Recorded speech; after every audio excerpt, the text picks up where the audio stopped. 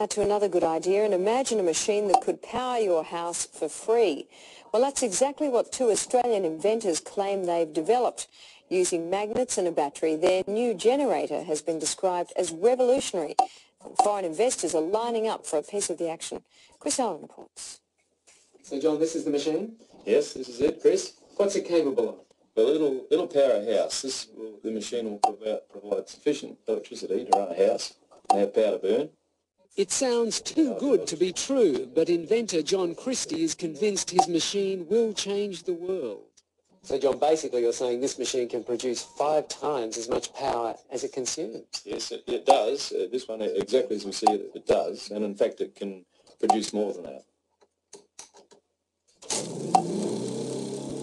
Once kick-started from a battery, John and his partner Lou Britz say this prototype will run for years without stopping, generating 24 kilowatts of power a day. You don't get more revolutionary, I think. I mean, we're talking about something that has the capacity to change the way that the world produces its electric power.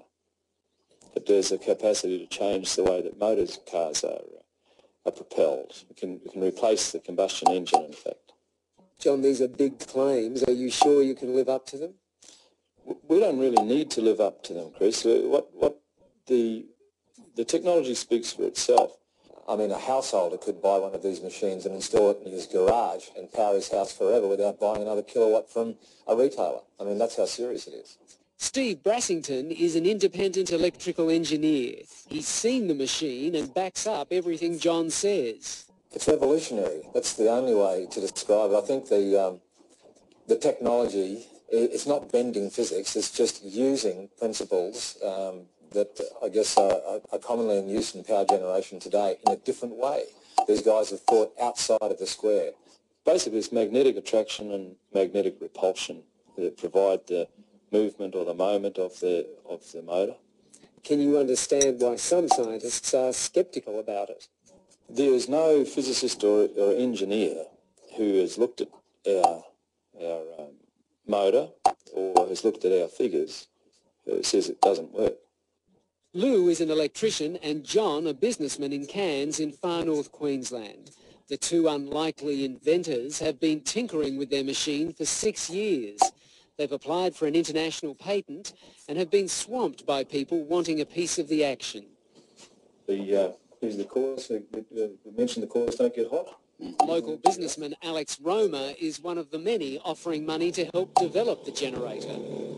Proves up to be what they say it is. It certainly would be something I'd invest in. John has also spoken to millionaire inventor George Lewin, the man who came up with the Triton workbench and who's now setting up a fund to stop Australian inventions going overseas. There's an opportunity here, I think, to share an invention with the world that is beyond anything that we've ever contemplated before. Scientists here at the local university say while they're interested in John's machine, they're also cautious. They say if the machine can generate as much power as John says it can, then they will have to rewrite some of the laws of physics. And they've urged people to be cautious about investing in it until the generator has been independently tested. Anybody who says it doesn't work hasn't seen it or hasn't looked at our figures. They haven't reviewed it. If they look at it, they'll all agree with us that it does work. John says the household generator should be available in a year and sell for about $5,000. If he's right, it will make him much more. And how much do you think your technology could be worth? I have absolutely no idea. We could be talking about millions of dollars here?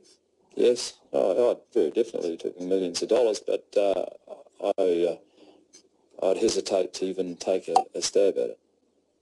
Good idea.